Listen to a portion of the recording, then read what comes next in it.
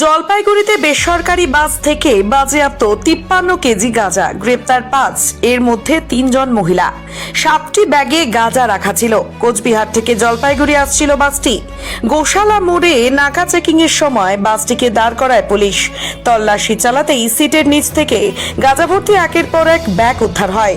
জেলা police super Umesh Khandbahale জানিয়েছেন, ধৃতদের বাড়ি কোচবিহার ও জলপাইগুড়ির বিভিন্ন এলাকায়। মামলা রুজু করে ঘটনার তদন্ত শুরু হয়েছে।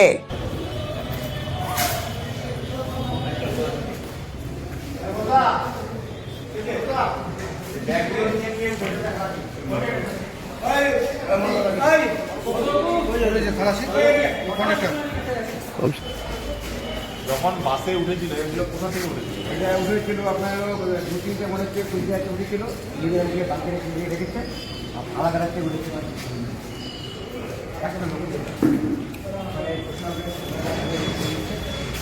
লোকটার নাম কোন মহিলা? না না মহিলা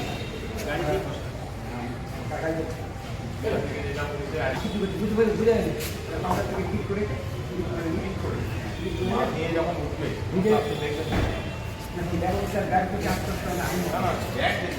ব্যাগ নিয়ে